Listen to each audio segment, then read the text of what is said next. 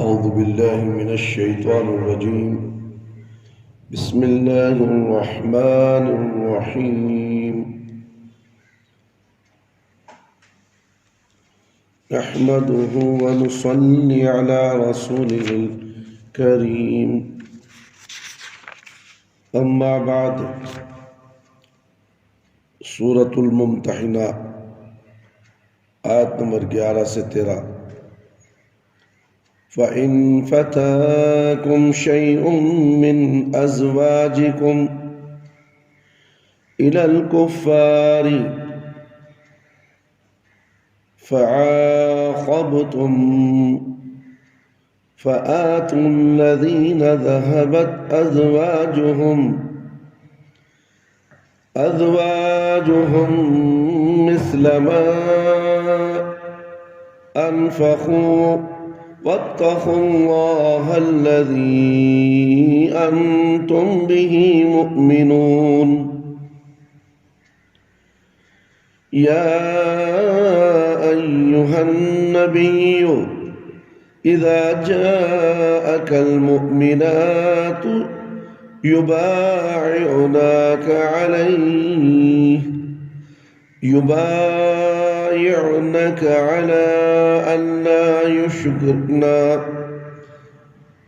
أن لا يشركنا بالله شيئا ولا يسرقنا ولا يزنين ولا يقتلن أولادهن ولا يأتين ببهتان يفترينه بين أيديهن وأرجلهن ولا يعصينك في معروف فبايعهن واستغفر لهن الله إن الله غفور رحيم. يا أيها الذين آمنوا لا تتولوا قوما غضب الله عليهم قد يئسوا من الآخرة كما يئس الكفار من أصحاب القبور. اور اگر تمہاری بعض بیویاں کافروں کے پاس رہ جائیں، پھر تم نے ان کافروں کو کسی جنگ میں سزا دی، تو جن مسلمانوں کی بیویاں چلی گئی ہیں انہیں ان کا خرچ کیا ہوا مال دے دو، اور اللہ سے ڈرو جس پر تم ایمان رکھتے ہو. اے میرے نبی صلی اللہ علیہ وسلم، اگر آپ کے پاس مومن عورتیں آپ سے اس بات پر بیعت کرنے کے لیے آئیں کہ وہ اللہ کے ساتھ کسی چیز کو شریک نہیں بنائیں گی، چوری نہیں کریں گی، زنا نہیں کریں گی، اور اپنی اولاد کو قتل نہیں کریں گی، اور اپنے ہاتھوں اور پاؤں کے درمیان گھڑا ہوا کوئی بہتان نہیں لائیں گی، اور کسی بھلائی کے کام میں آپ کی نافرمانی نہیں کریں گی، تو آپ ان سے بیعت لے لیجئے اور اللہ سے ان کے لیے مغفرت کی دعا کیجئے. بے شک اللہ بڑا معاف کرنے والا، بے حد رحم کرنے والا ہے. اے ایمان والو، اس قوم سے دوستی نہ کرو جس سے اللہ ناراض ہے. وہ لوگ آخرت کی آمد سے اس طرح نا امید ہیں جس طرح اہل کفر خبر میں مدفون مردوں کے زندہ ہونے سے نا امید ہیں.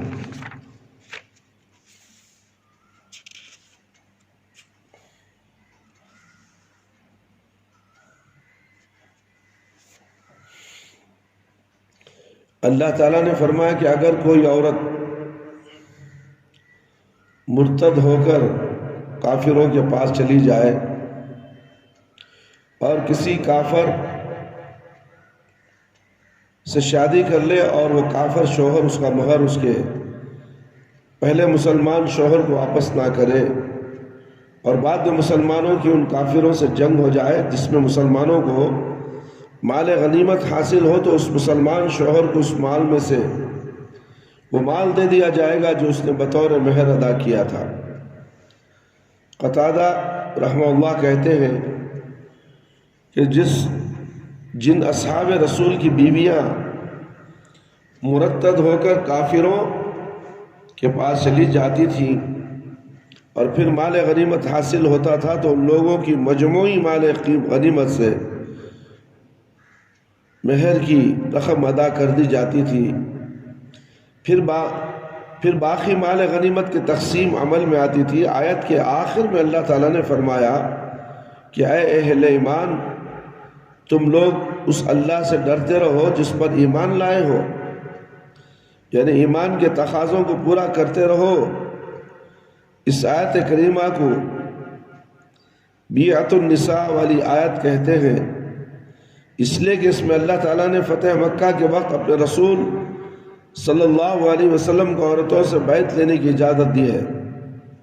چنانچہ آپ صلی اللہ علیہ وسلم نے صفا پہاڑی پر بیٹھ کر ان عورتوں سے بیعت لی جو آپ صلی اللہ علیہ وسلم کے پاس جوخ در جوخ آ کر اسلام میں داخل ہو رہی تھی۔ بخاری، ترمذی اور دیگر محدثین نے عائشہ رضی اللہ عنہا سے روایت کی ہے کہ مسلمان عورتیں مکہ سے ہجرت کر کے مدینہ آتی تھیں، آپ صلی اللہ علیہ وسلم ان کے ایمان کا امتحان لیتے تھے، اور جب آپ صلی اللہ علیہ وسلم کو ان کے ایمان کی طرف سے اطمینان ہو جاتا تھا تو ان سے کہتے کہ میں نے تم سے بات کے ذریعے بیعت لے لی ہے، اللہ کی قسم آپ کا ہاتھ کسی بیعت کرنے والی عورت کے ہاتھ سے کبھی مس نہیں کیا۔ آپ صلی اللہ علیہ وسلم ان سے صرف زبانی بیعت لیتے تھے اور کہتے تھے کہ میں نے تم سے بیعت لے لی ہے۔ نسائی، ترمذی اور ابن ماجہ وغیرہ ہم نے امیہ بنت رقیقہ سے روایت کی ہے کہ وہ کچھ عورتوں کے ساتھ رسول اللہ صلی اللہ علیہ وسلم کے ساتھ پاس بیعت کے لیے آئی تو بیعت کرتے وقت کہا، اے اللہ کے رسول صلی اللہ علیہ وسلم کہ آپ ہم سے مصافحہ نہیں کریں گے؟ تو آپ صلی اللہ علیہ وسلم نے فرمایا، میں عورتوں سے مصافحہ نہیں کرتا۔ الحدیث۔ شوکانی رحمۃ اللہ علیہ اس آیت کی تفسیر میں لکھتے ہیں کہ اہل مکہ کی عورتیں آپ صلی اللہ علیہ وسلم کے پاس بیعت کے لیے آئیں تو اللہ تعالیٰ نے آپ صلی اللہ علیہ وسلم کو حکم دیا کہ وہ عورتوں سے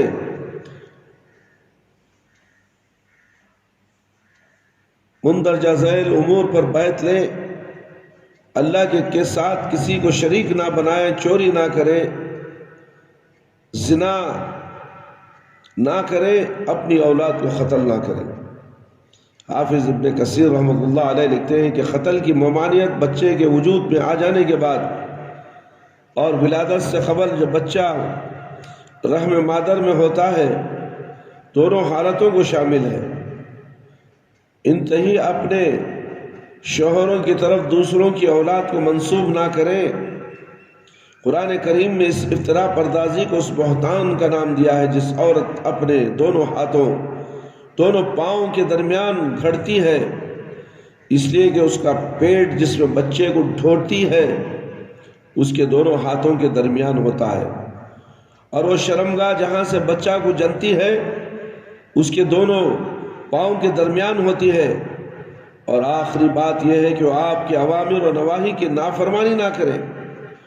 ان امور پر آپ ان سے بیعت لیجئے اور ان کے لیے مغفرت کی دعا کیجئے، وہ بڑا ہی مغفرت کرنے والا اور بے حد مہربان ہے۔ اس کے بعد شوکانی رحمۃ اللہ علیہ کہتے ہیں کہ بیعت میں اسلام کے ارکان خمسہ کا ذکر اس لیے نہیں آیا کہ یہ چیزیں بدرجہ اولیٰ بیعت میں داخل ہیں۔ آیت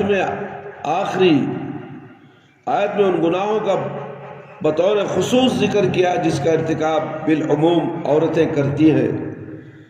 اس سورت کی یہ آخری آیت ہے، اس میں اللہ تعالیٰ نے اس سورت کے مرکزی مضمون کی مزید تاکید فرمائی اور مومنوں کو تنبیہ کی ہے کہ تمہارا ایمان تم سے یہ تقاضا کرتا ہے کہ تم اہل کفر کو اپنا دوست نہ بناؤ، جن سے اللہ ان کے کفر کے سبب غضبناک ہے۔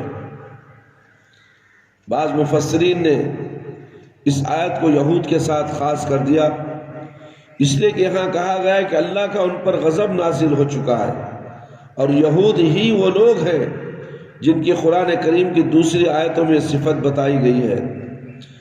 شوکانی رحمۃ اللہ علیہ لکھتے ہیں کہ پہلا قول راجع اور اولا ہے، اس لیے کہ اللہ تمام اہل کفر سے حالت غضب میں ہوتا ہے۔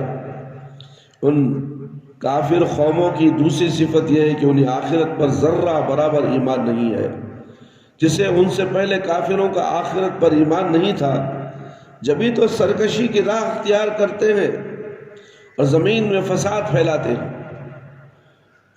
خلاصہ یہ کہ جن سے اللہ غضبناک ہو اور جو آخرت کے منکر ہو، ان سے دوستی کرنی مسلمانوں کے لیے کسی حالت میں بھی جائز نہیں، اس لیے کہ وہ ظاہر دوست بن کر اسلام اور مسلمانوں کے خلاف گہری سازش کرتے رہیں گے، اور ان کی حد تمل امکان یہی کوشش ہوگی کہ مسلمان بھی ان کی طرح ملحد اور کافر ہو جائیں۔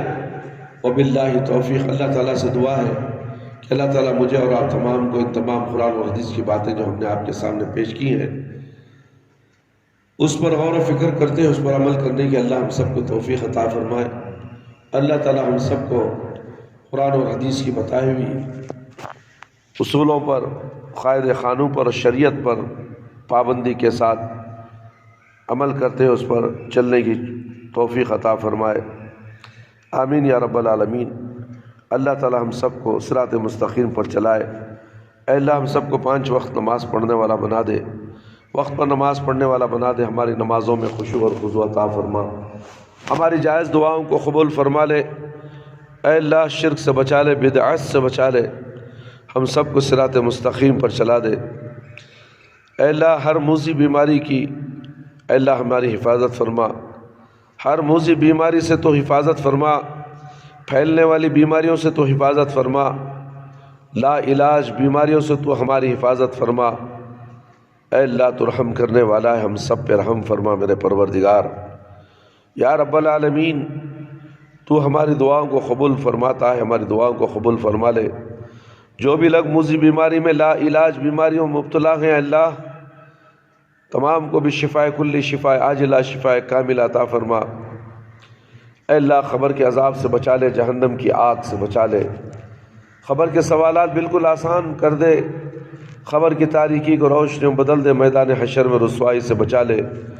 اے اللہ ہمیں موت دے تو ایمان کی حالت میں موت دے، جب ہماری روح ہمارے جسم سے نکلے تو اے اللہ ہماری زبان پر کلمہ لا الہ الا اللہ محمد رسول اللہ جاری رہے۔ ربنا آتنا فی الدنیا حسنة وفی الآخرة حسنة وقنا عذاب النار۔ ربنا ظلمنا انفسنا وإن لم تغفر لنا وترحمنا لنكونن من الخاسرين۔ ربنا هب لنا من أزواجنا وذرياتنا وقرة أعين واجعلنا للمتقين إماما۔ ربنا لا تزغ قلوبنا بعد إذ هديتنا وهب لنا من لدنك رحمة إنك أنت الوهاب۔ اللهم إني أعوذ بك من البرص والجنون والجذام ومن سيء الأقسام۔ يا مقلب القلوب ثبت قلبي على دينك۔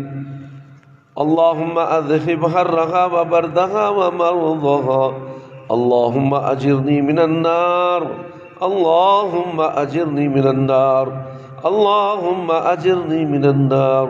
ربنا تقبل منا إنك أنت السميع العليم وتب علينا إنك أنت التواب الرحيم۔